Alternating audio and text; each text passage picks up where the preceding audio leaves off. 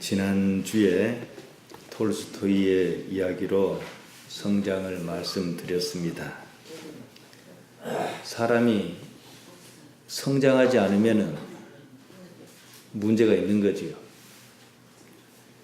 성장하지 않는 삶은 삶이 아닙니다.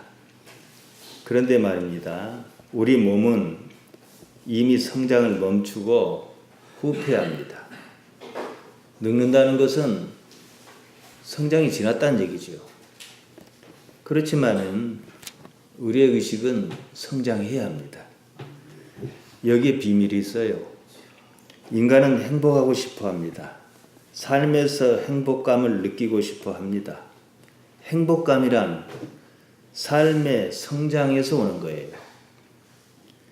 어제보다 오늘의 삶이 더 나아야 합니다. 오늘보다는 내일의 삶이 나을 것이라는 기대가 있을 때 사람은 행복합니다. 농사를 지어요. 고추가 잘 연글었어요. 곧 딸 거예요. 그러면 행복해요. 농사를 지었어요. 고추가 그냥 자꾸 말라 죽는 거예요. 무슨 병이 걸려가지고. 그러면 행복하지 않습니다.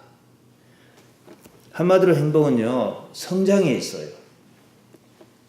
요즘은 더위가 가셔서 이제 저녁으로 아주 좋습니다. 살만해요. 어제 저녁을 먹고 등대가 있는 해안가에 나가봤어요. 사람이 참 많이 왔더라고요. 날이 저물어 어두웠습니다. 여기저기 자리를 잡고 막 라면도 끓여 먹고 뭣도 하고 자우자 야영을 하는 거예요. 저녁 해먹느라고 다들 부산했습니다. 한편에서는 저기 바위에 올라가 있는 아이를 부르느라고 막 아무개하고 부르더라고요. 그들은 행복 찾아 이곳에 왔습니다. 순간적이지만 여기 와서 행복하지 않을 것 같으면 안 와요. 더 좋은 데가 있나 싶어 온 거지요. 다른 이유 없어요. 이곳에 사는 우리로서는 그럴 이유가 없습니다. 그들은 야영이라 그래요. 우리는 뭐라 그럽니까? 노숙이라 그럽니다. 저는 노숙이 길로 짰을 줄 알았더만 찾아보니까 이슬로 짰더라고요. 이슬 먹고 잔다고. 길바닥에 자리를 깔거나 차에서 잡니다. 그것이 집보다 편할 일은 없어요. 그런데도 어째서 그들은 노숙을 야영이라며 그 순간만큼은 행복이라 할까요?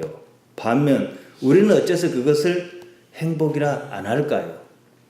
만일 그것이 행복할 것 같았으면 우리는 매일 밤을 등대 밑에서 보냈을 것입니다. 일상과 다른 환경을 찾아서 여기까지 온 겁니다. 그런 데서 행복감을 느끼려는 것입니다. 물론 일시적입니다. 집이 없어서 그러고 있다면요, 행복하지 않아요. 돌아갈 집이 있으니까 변화를 준 거죠. 누구에게는 행복한 일이, 누구에게는 불편하고 고통스러운 일이에요. 그러면 행복한 거 아니에요. 진정한 행복이란 것은요, 열이면 열 다 행복하다 해야 행복한 일이죠. 잠시만 행복하다고 착각할 뿐입니다. 거기서 이제 야행을 하면 즐겁고 좋단 말이에요. 일주일을 그대로 살아라 그래 보세요. 행복하다고 안 합니다. 그러니까 그 행복은 사실이 아니지요. 지난 시차례에서 해외여행을 가자는 얘기가 나왔습니다. 한 번씩은 국내 어딜 간단 말이에요. 그저께 금요일날 시차를 앞두고 몇이 모였어요. 내년 3월에 터키 소아시아 7교회 유적지를 탐방하자는 의견이 나왔어요. 저는 갈 수가 없기 때문에 못 간다 하는 걸로 해서 엊그제 나가서 얘기를 했습니다. 시차례비는 좀 오르겠지만 말이지요. 근데 어쨌든 그건 의미 있는 일입니다. 그럴지라도 지금 사는 삶이 지루하고 충분히 만족스럽지 않기 때문에 다들 여행하는 겁니다. 이건 여행 가는 게 옳다 그러다 이 개념이 아니에요. 여행은요, 살만해서 가는 거 아니에요. 진짜 살만한 사람들이 여행 안 갑니다. 귀찮고 번거롭기만 해요. 지금 삶에서 벗어나고 싶은 거예요. 살만하지 않기 때문에 잠시나마 삶의 다른 자리가 그립습니다. 동경하는 거예요. 한순간이나마 지금 삶이 아닌 다른 삶이 행복감을 준다고 믿기 때문입니다. 여기가 아닌 저기를 기대하고 그리워합니다. 삶의 자리를 여기가 아닌 저기로 잠시나마 옮기고 싶은 거예요. 지금 여기서 충분히 행복한 사람은요, 저기를 그리워하지 않습니다. 내 집이 더 좋은데 너무 집에 뭐하러 갑니까? 지금 이 행복을 잃고 싶지 않아요. 불행한 사람은요, 보세요. 언제나 여기 말고 저기를 그리워합니다. 저기에 대한 경험은 있어야 할 것 아니겠습니까? 그래서 과거가 나오는 거예요. 왕년에 어쨌다고 합니다. 과거를 붙듭니다. 지금보다 그때가 더 나았다 그 말입니다. 지금은 그때보다 못하다는 뜻입니다. 지금은 행복하지 않다 그 말이에요. 행복은 지금 느끼는 감정입니다. 행복한 사람은 지금을 좋아합니다. 행복이 옛날의 행복이 아니에요. 지금 행복한 것을 행복감으로 느끼는 거지요. 나아가 미래 또한 지금보다 나을 것이라는 기대감이 있습니다. 자기 삶이 성장하고 있다는 사실을 인지합니다. 그런 성장이 있어야, 성장에 대한 기대가 있어야 행복한 거예요. 몸은 계속 늙습니다. 몸만 가지고는 성장이라 말할 수 없어요. 몸만 가지고 본다면은 무슨 희망이 있겠습니까? 죽기밖에 더 하겠습니까? 몸이 이미 늙을 대로 늙은 사람에게는 성장이라 할 만한 게 없습니다. 성장이 없는 사람에게서 늙는다는 것은 결코 행복이 아닙니다. 그 자체가 지옥입니다. 그렇다면 그런 육체에 속한 사람입니다. 다른 무엇이 성장해야 해요. 몸 말고 다른 것 말이죠. 일단 의식이라 그럽시다. 사실 몸이 늙는 것은요, 신비로운 일입니다. 몸의 삶에서 성장을 경험한 사람은 이제는 자연스럽게 몸이 아닌 의식이 성장하는 쪽으로 옮겨가야 하기 때문이에요. 지금 우리 집사님들 연세가 80 이릅니다. 그런데 지금 20대 몸을 갖고 있다 그러면은 우리가 그쪽에 관심을 가질까요? 물론 지금 이래도 예수님을 안 믿는 다수의 사람들은 관심을 미처 못 가집니다. 그러니까 몸이 지금 할 일을 이미 넘겨주겠다는 거예요. 그런데 이걸 잘못 알고 있기 때문에 넘겨받지 않겠다는 거예요. 성장이 없는 거예요, 그것은요. 그래서 성경에서 말하는 행복은요, 마카리오스입니다. 행복은 행복인데요, 하나님을 빼고 논할 수 없는 거예요.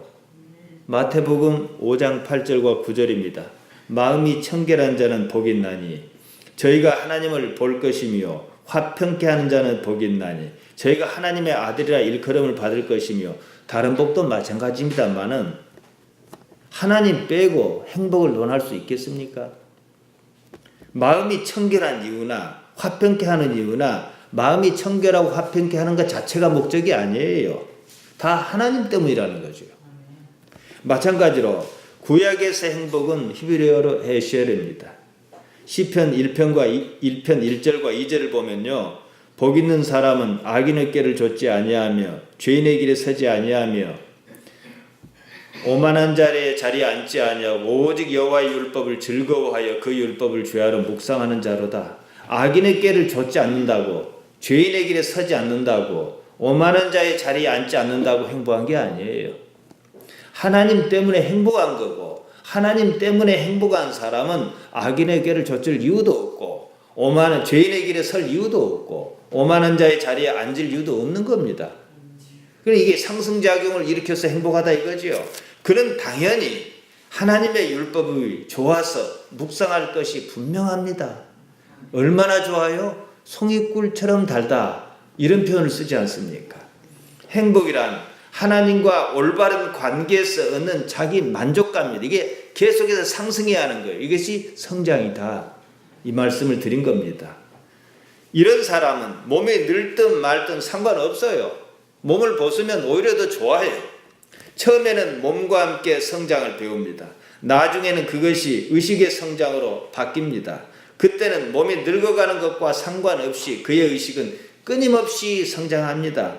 이때쯤이면 성장이란 말은 우리 성경에 나오는 용어로 바꿀 수가 있어요. 소망이라 그럽니다. 소망이 됐을 때 이게 오해를 해요. 막연한 어떤 목표점이라고 생각해. 그게 아니에요. 성장해 가는 것을 자체를 말합니다. 그런 것이 아니면은요, 지치기 십상입니다. 소망은 성장의 다른 표현입니다. 성장이 영혼에 잇대었을 때 하는 말이지요. 하나님 없는 소망은요, 의미가 없지 않습니까? 현실적으로 봅시다. 삶이 이제 예를 들어서 1단계에서 10단계까지 있다 그럽시다. 10단계는 가장 잘 사는 사람이에요. 1단계는 가장 못 사는 사람이에요. 1단계 사는 사람은 당장 살면요 죽을 맛이에요. 못 사니까. 그러지 않겠습니까? 하지만은요 1단계는 2단계로, 2단계는 3단계로 성장할 가능성이 있어요. 이 가능성을 발견하면은 1단계에 살아도 행복한 거예요. 2단계에 사는 사람은 3단계로 성장할 가능성이 있기 때문에 행복한 거예요. 그런데 10단계에 있는 사람이 있어요. 그야말로 좋은 집에 살고 좋은 차를 타고 다니고 다 좋아요. 다 자동이에요. 그 사람은요 죽을 맛이에요. 왜냐? 11단계가 없거든요. 권태밖에 없습니다. 지옥이 따로 없어요. 대개는 이 점에 대해 착각합니다. 아무개는 재벌이니까 얼마나 좋을까 합니다. 감옥에 있더라도 나는 이재용 씨라면 좋겠다 그럽니다. 5년 살다가 나오면 되니까 그럽니다. 그것은요 지금 자기 삶의 여건과 그의 삶의 여건을 같이 보고 섞어서 그렇게 얘기하는 거예요. 그건 오류입니다. 어떤 삶이든 간에 한 사람의 인생은 단 한 번입니다. 하나입니다. 이 사람의 삶의 자리에서 저 사람의 삶의 자리로 갈아탈 수 없어요. 그러니까 그렇게 비교할 수 없는 거다 이거지요. 따라서 이 삶에서 저 삶을 말한 것은 의미가 없습니다. 그렇다면 그 자체가 더 지옥이에요. 이걸 좀 살아보니까 싫은 거예요. 근데 여기 좀 살아보는 거 또 싫은 거예요. 여기 좀 살아봐요. 그러면요 한평생을 싫은 일만 돌아가면서 할 수밖에 없는 거예요. 착각하면 안 돼요. 자기 삶에서 성장의 여지를 찾는 것이 관건입니다. 사람은 삶의 앞에 성장의 여지가 있을 때 행복감을 느낍니다. 성경적으로는 소망이다 이거죠. 결국은 하나님으로 인한 것입니다. 모든 것을 다 가진 부자는요 결코 행복하지 않습니다. 모든 것을 다 가질 때까지만 행복해요. 왜냐하면 하나가 더하기 하나를 더 가지면 행복해지니까. 다 가져버렸어요. 자신은 이제부터 행복할 거라고 생각하지만요 착각입니다. 이제는 뭐가 기다리고 있어요? 죽음이 기다리고 있어요. 누가복음 12장 16절에서 21절에 나오는 부자의 비유가 그 얘기입니다. 지금의 자리에 오는 동안 그 과정에서는 행복감을 느꼈을 거예요. 로또에 당첨하면 행복할 것입니다. 그러나 그 구조를 가만히 들여다보세요. 당첨하는 순간이라든가 그 근처, 그 이후에 잠깐은 행복해요. 그 다음부터는 돈이 더 아깝고 불행해집니다. 있는 돈이 없어질 테니까. 영원하지 않아요. 행복은요 한꺼번에 왕창 이루어지고 끝내는 데 있지 않습니다. 감당할 만하게 조금씩 나아져야 합니다. 그 때문에 성장이라는 말을 쓰는 거예요. 우리가 흔히 예수님 믿어서 복을 받았다 하는 것의 가장 좋은 구조, 어쩌면 이게 전형적인 구조인데요 차츰차츰 나아지는 거예요. 차츰차츰 사람관계도 나아지고 삶의 형편도 나아지고 이 사람들은요 참 행복을 느껴요. 그러냐 한꺼번에 몽땅 받고 많은 사람은요 그때는 행복하고 그 다음부터는 이제 불행의 연속이에요. 그렇게는 안 합니다. 하나님께서는요. 행복의 동력은요 성장입니다. 아무리 잘 살아도요 성장이 없으면, 성장할 거리가 없으면 행복하지 않습니다. 문화도 그렇고 경제도 그래요. 경제가 극에 다르면요 공황이 한번 와요. 뻥 터져요. 문화도요 극에 다르면요 한 번씩 망합니다. 어느 나라든 영원히 간 나라는 없습니다. 미래학자 중에는 앞으로 50년 후에는 인류 문명이 일단은 멸망할 거라고요. 멸망이라는 것은 뭐 폭탄 터지고 이 얘기가 아니고 푹 꺼질 거라는 얘기예요. 계속 성장할 수는 없는 거예요. 사실 우리는 영원을 바랍니다. 그 영혼은요 불행한 영혼이 아닙니다. 행복한 영혼입니다. 그러면 우리가 추구해야 할 가치는 자명합니다. 마태복음 6장 33절입니다. 너희는 먼저 그의 나라와 그의 의를 구하라. 그리하면 이 모든 것을 너에게 더하시리라. 삶을 살아야 하는 이유를 말씀하신 거예요. 이 모든 것이 중요하지 않다는 거예요. 하나님의 나라와 하나님의 의를 구하는 그것이 인생의 목적이다. 그 말씀입니다. 사람은 삶이 절망적이거나 의미가 없다 싶을 때 죽음을 생각합니다. 사람이 몸의 삶을 살다가 죽는 것으로 끝난다면은 한사껏 더 살 이유가 없어요. 왜 우리가 지금까지 살아있어야 합니까? 지금부터는 계속 아프기만 할 텐데 말이죠. 삶을 살아봐야 그것이 그겁니다. 죽는 것이나 죽지 못해서 사는 것이나 마찬가지입니다. 신앙인들이 흔히 자살하면 안 된다고 그래요. 그 말은요, 자살하지 않고 살 때까지 산다는 말과 다를 것이 없어요. 몸의 수명이 다하도록 그냥 살았습니다. 그러면 천국 갑니까? 아니에요. 영원한 삶에 대한 준비가 전혀 없는데요. 그냥 오래오래 살았습니다. 그런 삶이나 더 살지 않고 지금 그냥 끝내자 하는 것이나 다를 게 뭐가 있냐는 거예요. 성장이 없는 삶은요, 죽은 삶입니다. 의미가 없어요. 그렇게 오래 살아봐야 몸 때문에 나고생, 자식고생입니다. 자신의 몸을 스스로 챙길 수 없으면 그때부터 몸은 재앙입니다. 그건 삶이 아니에요. 수명 연장이에요. 요새는 그 의료보험, 건강보험, 장기 요양보험에도 돈을 다 주니까 그 잘못해서 그 장기 요양보험 들어가면요, 어떻게든 살려놓습니다. 돈 때문에. 그게 사람 사는 삶이냐 이 말이에요. 안 죽게 죽으려고 그러면 주사놔요. 잘해주지도 않으면서. 또 죽으려고 하면 또 주사놔. 그러니까 한두 달이면 죽을 사람이 그냥 3년, 4년, 5년 가면은 힘들다고요, 이게. 천국은요, 그처럼 정말 좋은 세상이라면요, 하루라도 어서 가는 게 좋을 거예요. 여기 살아봤자 죄 짓는 일밖에 없어요. 제가 아는 사람은 나이 40에 죽었습니다. 젊어서 죽었지요. 예수님 믿다 죽었으니까 흔히들 하는 말로 천국에 갔다 그럽니다. 상황을 조금 바꿔봅시다. 그는 더 살면 안 되었을까요? 하나님께서 그런 병 하나쯤 못 고쳐주셨을까요? 그렇지 않다면 왜 하나님께서는 그를 일찍 데려가셨을까요? 여기에 보통은 다 이해를 못하니까 자기식으로 답합니다. 더 살아봐야 나을 것이 없다. 그러면 안 되니까 그러기 전에 데려가셨다. 뭐 이래저래 얘기합니다. 구원은 있어야겠고 과거에 잘못한 것이 많습니다. 그것도 정리해야겠기에 구원을 이룬 딱 그 시점에 데려가신 것이라 말하는 사람도 있습니다. 과거에는 정말로 방탕했는데 마침 그 사람 평생에 가장 신앙생활을 잘하고 있을 때였습니다. 이런 것은 신앙도 논리도 아니에요. 궤변입니다. 왜 그때 데려가셔야 했는지 우리는 몰라요. 하나님께서는 아실 것입니다. 분명한 것은 그런 사람도 있고 저런 사람도 있다는 사실입니다. 어떤 사람은 나이 40에 죽어야 했습니다. 또 어떤 사람은 어서 죽고 싶어도 죽지 못해 그냥 살았습니다. 몸을 질질 끌듯 살았습니다. 오만 일을 다 겪고 난 후에 죽었습니다. 어째서 그래야 한 것일까요? 생리적으로는 몸의 기능 탓이겠지만은 신앙적으로 생각해 봅시다. 예수님을 믿지 않는 사람에게 구원의 기회를 주기 위해서 오래 붙들고 있었을까요? 자기 생각이에요.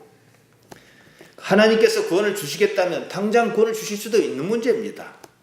저에게는 믿음의 어머니로 여길 만한 사람이 있었습니다. 평생 하나님만 의지했고 기도로 살다가 하나님 품에 안겼습니다. 제가 보니까 정말로 일용할 양식으로만 살았어요. 저의 신앙과 결혼, 목사가 되기까지 영향을 끼쳤습니다. 그가 제게 보여준 것은요, 살아계시는 하나님이었어요. 저는 그런 저의 미래까지 챙겼습니다. 나중에 제가 늙었을 때를 기도하더라고요. 건강은 크게 문제 없을 거니까 걱정하지 말라고 그랬죠. 그때는 건강 생각할 그런 틈이 없었거든요. 나이가 들면 가급적 보약을 먹지 말라 그러더라고요. 보약을 먹으려면 젊었을 때 먹으라 그러더라고요. 어째서 그러냐 물었더니 늙어서 먹으면 죽어야 할 때 안 죽어진대요. 지금 생각하니까 맞는 말이에요. 약기운으로 잘 안 죽어지는 거예요, 몸이. 이런 이해는요, 몸의 삶이 무엇인가를 생각하게 해요. 만일 우리에게 구원이 있고 더 할 일이 없다면 하루라도 일찍 죽는 게 낫습니다. 영원한 그 나라가 지금보다 훨씬 더 좋다면 가능한 한 일찍 죽는 게 더 좋지 않겠습니까? 지금 죽고 싶지 않은 사람은요, 딱 두 부류가 있어요. 영원한 나라에 그림이 전혀 없는 거예요. 그러니까 안 죽고 싶은 거예요. 지금 삶이 더 좋은 사람도 안 죽고 싶어요. 자기 생각이지만. 둘 다 하나님 나라에는 합당치가 않습니다. 살 만큼 오래 산 사람이 무엇으로 하나님께 영광을 돌릴 수 있겠습니까? 사명이라고 생각한 그것조차 다 했다 그럽시다. 목사라 한다면 은퇴를 했다 그럽시다. 더 이상 할 일이 없어요. 그러면 하루라도 일찍 죽는 게 낫습니다. 자살은 안 됩니다. 저절로 죽어야 해요. 그렇다면 여기서 생각을 한번 뒤집어 봅시다. 요즘 오래 사는 시대예요. 일찍 죽고 싶다 해서 일찍 죽는 시대가 아니에요. 과거에는요, 환갑 넘기기가 어려웠습니다. 지금은요, 나이 60 돼봐야 노인에서도 어리다고 끼워주지도 않아요. 요즘 건강에 관심을 가지는 것은요, 오래 살기 위해서가 아닙니다. 일찍 죽지 않는 시대에 자기 몸을 스스로 가누기 위해서입니다. 과거 같으면은 술 먹고 담배 피고 아무렇게 해도 상관없어요. 당뇨나 고혈압으로 성인병 걸리기 전에 다 죽었어요. 지금은 그런 병에 걸려도 잘 죽지 않아요. 119가 싣고 가고 응급실에서 주사 놔서 살려버려요. 문제는 몸에 시달리기만 한다는 거예요. 몸이 불편하지만 않으면 상관없어요. 100년 시대입니다. 거짓말같이요. 집사님들 100년 넘게 사십니다. 이건 복일 수도 있고 화질 수도 있어요. 그러나 현실이에요. 정상적이라면 더 살면 더 살았지 덜 살기도 어려워요. 100살을 산다고 가정했을 때 97이나 8 정도에 한 2, 3년 남겨놓고 몸이 정점에 이르러야 해요. 그리고 나서 2, 3년 고루고루 하다가 한 몇 달 자리에 눕고 그냥 가야 해요. 그런데 우리 몸은요, 20대 중반을 넘어서서 정점에 이른 다음에 거의 100년을 기준으로 했을 때 75년을 죽어가는 거예요. 그러면 몸을 질질 끌다가 죽는 셈인데요. 무엇이 맞지 않습니다. 사람의 삶에 대한 다른 이해가 필요합니다. 인생 대부분은 점점 나빠집니다. 몸의 눈치를 살펴야 합니다. 몸은 갈수록 짐입니다. 더 살아봐야 그렇습니다. 자살할 수는 없고 서로 죽여주는 방법이 있습니다. 그런 이단이 있었거든요. 상대방에게 오늘로 죽여줄게 하고 암시를 주면 안 돼요. 그럼 신학자가 뭐라 그래요? 적극적으로 살려고 회피하지 않았으니까 자살한 것이나 다를 게 없다고 그럴 거예요. 상대방 모르게 살짝 연탄불을 피운다든지 그러는 거예요. 그리고 마지막 한 사람만 살아남습니다. 순교자의 마음으로 몸이 저절로 죽을 때까지 그냥 사는 거예요. 지금까지 보통 기독 신앙인이 삶을 이해하고 있는 관점에서 본다면요, 이 방법이 가장 좋을 거예요. 우리는 살아있어도요, 이와 전혀 다를 것이 없는 삶을 삽니다. 무의미한 수명 연장을 하고 있는 것이 아닌가 생각해 봐야 해요. 왜 사는지 모르면서 그냥 삽니다. 이 세상의 삶에 대해서 아무런 미련도 아쉬움도 욕망도 없는 것은 맞습니다. 실제로 그렇게 사는 사람은 거의 없어요. 하루라도 그냥 더 살고 싶어 합니다. 그것이 과연 사람 사는 것인가? 과연 대체 삶의 의미는 무엇인가? 왜 살아야 하는가? 우리는 생각해야 합니다. 우리는 각자의 삶을 삽니다. 각자 일생을 통해서 예수님을 발견하고 믿습니다. 일단 구원의 완성은 어디까지나 말할 수는 없어요. 어떤 이는 40에 죽고 어떤 이는 90이나 100에 죽습니다. 그렇다면 구원은 한순간에 팍 이루어지는 것이 아니라는 것이죠. 삶의 과정에서 구원이 이루어지고 점점 성숙하는 무엇이 있다는 것이죠. 하루를 더 산다면은 이것이 우리에게는 목적이에요. 성장해야 한다 이거죠. 산다고 그냥 사람 되는 것 아닙니다. 무엇인가 바뀌어야 해요. 삶의 가치가 바뀌지 않으면 천년 만년 살아도 사는 것이 아닙니다. 그러면 예수님을 믿는 사람이나 믿지 않는 사람이나 다를 것이 없는 거지요. 예수님께서 거듭나야 한다고 말씀하셨습니다. 새로운 탄생을 말합니다. 모태에 들어갔다가 다시 태어날 수는 없어요. 겉은 몸은 있는 그대로입니다. 그러나 속은 완전히 다시 태어나야 하는 거예요. 예수님 믿으면요 다 바뀌어야 해요. 근데 오늘날 교회 왜 시끄럽습니까? 안 바뀌니까 문제지요. 그거 그대로 갖고 온 거예요. 거듭났다는 말 겟네데 아노덴입니다. 위로부터 났다 이 뜻입니다. 하나님께로부터 났다는 말입니다. 사람이 자기 삶에서 하나님을 인식합니다. 그래서 삶이 새로 태어난 것 같이 완전히 바뀝니다. 그런 뜻입니다. 한마디로 새로운 가치로, 새로운 삶의 가치로 바뀌어야 합니다. 이제는 변한 그 가치로 세상을 삽니다. 자기 삶에서 하나님을 인정하는 삶, 다른 말로 자기를 부정하는 십자가의 삶을 말해요. 이것이 아니면 바뀐 게 아니에요. 그냥 사는 것 아닙니다. 그 가치로 성장하는 인간이 비로소 인간입니다. 인간의 궁극적인 행복이 거기에 있다는 거예요. 그런 성장 없는 삶은요 그냥 사는 겁니다. 그것은 삶이 아니지요. 수명 연장이지요. 살 이유가 없는 삶이니까 살아도 죽은 것입니다. 오늘 죽어도 그만, 내일 죽어도 그만이에요. 그런 삶은 사는 것이 아니지요. 우리는 살면서 사람으로 성장합니다. 그 과정에서 하나님께서 내 삶에 개입해 계시는 것을 압니다. 알았으면은 변해야 합니다. 그리고 삶을 그쪽 방향으로 온전하게 이루어야 합니다. 어떤 사람이 40에 죽었습니다. 결혼도 했고 아이도 있습니다. 인생이 무엇인지 고민했습니다. 그러다가 예수님 믿었습니다. 사람으로 살다가 죽었다 할 수 있을 것입니다. 80에 죽었습니다. 그냥 산 것이 아니라 의식활동을, 신앙적인 활동을 게을리하지 않았습니다. 물론 예수님 영접하고 그 깊이를 아는 삶을 살았습니다. 남이 알아주는 것을 기대하지는 않고 스스로 삶에 충실했습니다. 그러다 죽었습니다. 그러면은 더 산 것만큼 그는 더 성장한 거잖아요.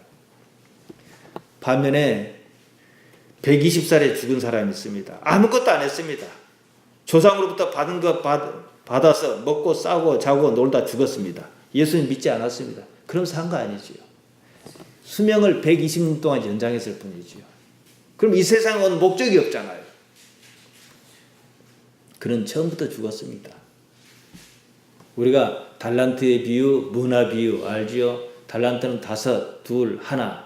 그리고 각각 많이 남겼고 한 달란트 받은 사람은 적게 받았다고 아무것도 안 남겨서 책망받았고, 문화는 똑같이 나눠줬어요. 그런데 재능이 있는 사람은 많이 남기고 또 재능이 좀 덜한 사람도 조금 남겼어요. 그런데 어떤 사람은 이것밖에 안 주냐 싶어서 수건에 싸다고 주인에게 돌아줬다. 그래서 책망받았어요. 우리가 주께 책망을 받는다면은 자기 인생을 성장시키지 않았다는 거예요. 하나님 앞에서요. 몸만 가지고 사람이라 할 수 없습니다. 영생은 지금 이런 상태의 몸의 삶만을 말하지 않습니다. 몸으로만 산 인생이라면 본질적으로 산 것이 아닙니다. 자꾸 말씀드리지만 단지 몸의 수명을 연장했을 뿐입니다. 우리는 영이라는 말을 씁니다. 존재의 본질을 두고 하는 말입니다. 예수님께서는 요한복음 4장 24절에서 하나님께서는 영이시라 그러셨습니다. 그 뜻이에요. 모태에서는 육신이 납니다. 하나님을 알고 거기에 맞추어 자기의 의식을 일깨울 때 거듭나는 것입니다. 거듭나서 성장하는 이 무엇을, 하나님을 아는 이 무엇을 우리는 영이다 이렇게 말합니다.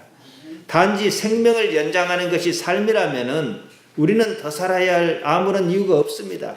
날이 갈수록 기능은 떨어질 것이고 몸은 부담스럽습니다. 이런 몸을 쥐고 사는 것은 인생이 아닙니다. 그것은 몸이 사는 것이지 우리의 본질적인 존재가 사는 것은 아닙니다. 그런 삶이라면 오늘 죽으나 내일 죽으나 마찬가지입니다.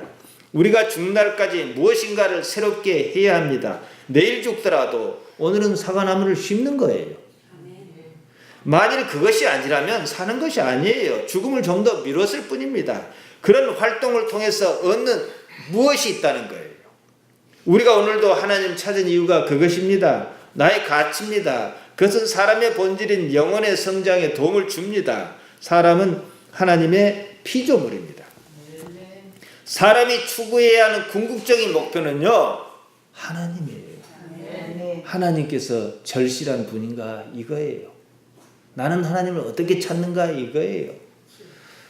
매일의 삶에 우리 흔히 하는 말로 하면 되는 일도 있고 안 되는 일도 있고 기분이 좀 좋은 일도 있고 안 좋은 일도 있어요. 그러나 기분이 좋든 안 좋든 되든 안 되든 그 삶에 하나님께서 어떻게 나타나시는가를 당장은 발견 못해도 거기에 하나님께 계시다고 인정하고 보는 것부터 시작해야 해요. 그러면 거기서 뭔가 얻을 수 있을 것입니다. 때문에 사람이 자기 삶에서 하나님을 아는 일을 게을리 할 수 없습니다. 우리는요, 범사에 하나님을 인정해야 해요. 잠언 3장 6절이 그것을 말합니다. 무수한 경험으로부터 하나님을 발견해야 합니다. 우리는 지식을 쌓습니다. 지식이 지향하는 최종 목표도요, 결국은 하나님입니다. 과학이 발달해요. 과학이 뭐 하는 겁니까? 하나님을 알아가는 과정이지요. 아, 하나님께서 지구를 이렇게 만드셨구나. 하나님께서 태양을 저렇게 두셨구나. 하나씩 알아가는 거예요. 모든 경험은 하나님을 알고자 하는 것입니다. 한 걸음 물러서 생각해 보세요. 흔히들 죽으면 그만이라 그럽니다. 그러면 젊어서는 그렇다 치더라도 뭐 하려고 배우고 익혀야 합니까? 모두가 성장의 과정으로서 가치가 있는 것입니다. 그러자면 하루라도 더 사는 것이 유익합니다. 몸이 있는 한 말이죠. 시간이 아깝다는 생각이 들 수밖에 없어요. 그냥 허송세월 보낼 수 없습니다. 깊이 있는 삶, 본질적인 가치에 관심을 기울인 삶을 살아야 하는 거예요. 사람을 이루어야 하기 때문입니다. 그것이 창조주 하나님으로부터 부여받은 자신에 대한 궁극적인 사명입니다. 예수님께서 니고데모에게 말씀하셨습니다. 사람이 거듭나지 아니하면 하나님 나라를 볼 수 없느니라. 거듭난다. 문자 그대로 하면 다시 태어난다. 원어적 의미를 더하면 위로부터 난다. 하나님께로부터 난다. 이 말씀입니다. 다시 태어나려면요, 먼저 죽어야 해요. 죽지 않고서 다시 태어날 방법이 없잖아요. 나사로가 다시 태어났어요. 죽었으니까 다시 태어난 거예요. 그러나 우리는 물리적으로 몸이 죽었다고 하면 살아나거나 내 마음대로 할 수 있는 건 아닙니다.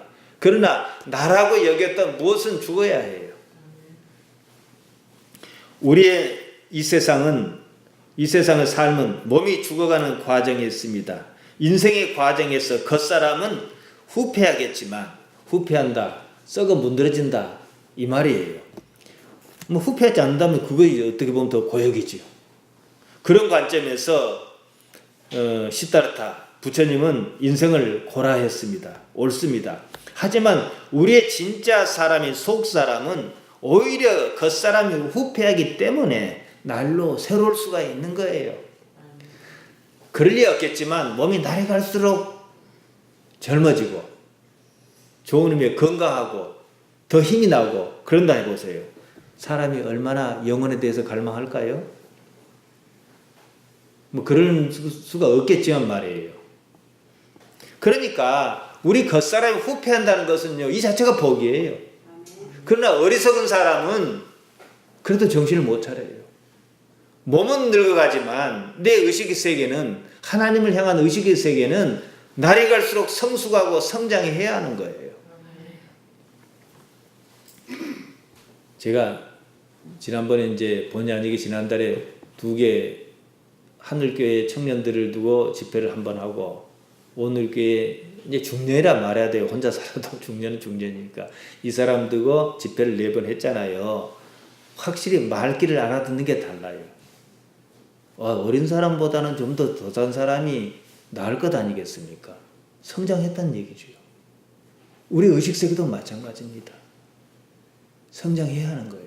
몸은 어쩔 수 없어요. 몸은 그냥 잘 관리하는 거예요. 그리고 하나님께서 내 여생을 잘 책임져 주시기를 바라고, 나는 다 계산을 못하니까 여러 가지 관계가 있을 테니까 하나님께 잘 해주시기를 바라고, 또 죽는다는 것 자체는 뭐 그렇게 즐거운 일은 아니니까 그런 일이 닥치더라도 내가 그것을 충분히 감당할 만하도록 하나님께 여건을 만들어 주셔야 해요. 이건 그냥 우리가 기도하고 정상적인 사람이라면 그렇게 해 주실 거예요. 우리 같은 경우에는. 그러면은 그건 하나님 책임이고, 내 책임은 뭐예요? 하나님을 더욱더 나이가 들수록 밀접하게, 옛날처럼 뭐 생계를 유지하기 위해서 뭘 해야 하고 이런 거 없잖아요. 그러니까 더더욱이 하나님 앞에서 내 자신을 드리는 일로 자기 자신의 내면 세계, 흔히 우리 신앙적 용어로 하자면 영의 사람을 성숙시켜야 하는 거예요. 이게 목표예요. 사도 바울은 고린도후서 4장 16절에서 이리 말했습니다. 그러므로 우리가 낙심하지 아니하노니. 왜 낙심합니까? 늙으니까 낙심한 거예요. 겉사람은 후패하나 우리의 속은 날로 새롭도다. 몸은 마땅히 후패해야 합니다. 몸은 죽어가되 우리의 본질은 날로 새로워야 합니다. 이것을 현실로 인식하기 위해서 삶에서 자기가 죽는 일을 경험해야 합니다. 절망이에요. 절망은 죽음입니다. 절망은 2가지 형태로 나타납니다. 절망하여 죽는 것과, 되게 그러지요? 그러나 우리 그리스도인은 안 그래요.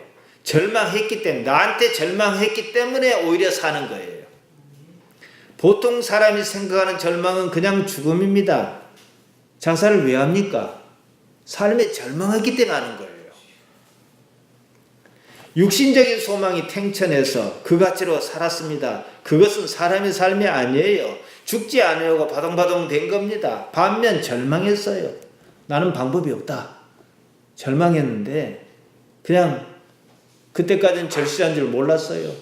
그러나 내가 예수님을 믿으니까 이제는 내가 나를 버리고 예수님 말씀에 예수님께 한번 내 자신을 의탁해 보자. 불교식으로 한번 귀의해 보자. 그래서 살았습니다. 그게 구원입니다. 죽었으나 산 거예요. 그 사람에게는요, 절망이 약이에요. 절망하지 않았으면요, 예수님 못 만났어요. 그러니까 우리에게 절망은 절망이 아니에요. 보통 사람은 예수님이라고 하는 방법이 없으니까 절망하면은 더 이상 방법이 없다. 그러니까 간혹 그런 것을 보면은 참 안타깝습니다. 사실 삶은 몸의 제약에서 벗어났을 때 그때 비로소 삶입니다. 자유로우니까요. 그 전에 우리는 그런 세상을 맛보기로 경험하는 것입니다. 그리스도인은 삶에서 절망하고 죽음을 이미 미리 경험한 사람입니다. 그리고는 이 세상의 삶에 나타나시는 하나님을 알므로 자기를 성장시켜 가는 사람입니다. 이 세상에서 하나님을 발견하지 못하면요, 영원히 하나님을 알 수 없습니다. 이 세상에서 하나님의 나라를 알지 못하면 영원히 하나님 나라를 알 수 없습니다. 그것이 이 세상을 사는 삶의 의미입니다. 이 세상에서 하나님을 발견해서 안 만큼 그 나라는 영원하다는 겁니다. 지금 우리 몸은요, 우리 자신의 의식을 담고 있는 그릇입니다. 몸이 우리 자신은 아니에요. 몸이 늙는다고 마음까지 늙지는 않습니다. 늙는 건 몸이지 나의 본질은 아니에요. 자꾸 늙다 보니까 몸이 마음을 따라와 주지 않을 뿐이에요. 그래 조금 불편해요. 우리는 늙지 않습니다. 따라서 죽지도 않습니다. 단지 몸이 그럴 뿐이고 몸이 어떤 과정을 겪을 뿐입니다. 그렇다면 이 세상을 살면서 못할 것이 무엇이겠습니까? 제가 이 설교를 한 15년, 10년을 기획해가지고 합니다. 이제 이것을 요새 흔히 하는 얘기로 하면은 이 시즌이 끝나려면은 1년 반 정도 더 걸릴 거예요. 근데 이걸 본문을 처음으로 만들었을 때가 2009년이었습니다. 그때 제가 우리 조카 아이가 이제 직장 문제로 저한테 의논한다며 전화를 했습니다. 저는 그때 한 말이 기억이 납니다. 여기가 제가 제 설교를 원고를 보고 듣고 하면서 이제 은혜를 나름대로 받았어요. 그러니까 이제 그런 과정을 겪는 중이었단 말입니다. 제가 이렇게 얘기를 했지요. 너는 기왕 세상 사는 거니까 남들 사는 세상 한번 다르게 살아보라 그랬어요. 너는 지금부터 이제 직장 생활을 시작하니까 이제 본격적으로 세상 생활을 할 거라 이거죠. 좀 다르게 살아봐라. 다 그렇게 뭐 잘 산다고 해봤자 거기서 거기 아니냐. 그럴 바에는 아예 내 인생은 없다. 그리고 좀 전혀 다르게 한번 살아봐라. 그런 게 어떻겠느냐. 제가 그런 얘기를 한 적이 있습니다. 한번 그래 볼 필요도 있지요. 내가 아는 가치로 살아보겠다. 뭐 죽이시기 하겠냐. 좀 이러고 말이죠. 태어났다고 바로 사람은 아니에요. 사람으로 크는 겁니다. 의식세계도 마찬가지입니다. 예수님께서 요한복음 3장 6절에 보면 뭐라 하셨습니까? 육으로 난 건 육이요 영으로 난 건 영이라 하지 않으셨습니까? 육에서 태어나 영으로 성장하는 겁니다. 지금은요, 다른 박쥐를 네 사람이 이 바통을 던지고 주고받고 다른 계주가 있잖아요. 지금은요, 여러분은요, 육신에게서 바통을 받아서 영으로 지금 다른 박쥐를 해야 할 때예요. 매우 중요한 때입니다. 성장해야 하는 거예요. 육에서 태어나 영으로 성장해야 합니다. 하나님의 영으로 택하심을 입은 백성은 이제 세상에서 태어난 갓난 아이와 같아요. 아이가 바로 사람은 아니에요. 성장해야 합니다. 몸의 수명이 닿는 날까지 끊임없이 성장해야 합니다. 무엇이든지 배우고 익혀야 해요. 특히 하나님을 아는 일에는요, 귀를 기울이고 마음을 모아야 합니다. 그러다 보면 하나님께서 어떻게 돌보고 계시는지 알아차리는 기회가 반드시 옵니다. 누가 그래요? 하나님은 어떻게 알아차릴까요? 제게 이렇게 질문한 사람이 있어요. 여러분 어떻게 알아차릴 것 같습니까? 제가 방법을 알려드릴게요. 다 아는 건데 정리를 해드릴게요. 우리가 일상으로 접하는 모든 일이 있어요. 뭐 밭에 일하든 집에 일하든 거기에 하나님께서 계신가 하고 보면 돼요.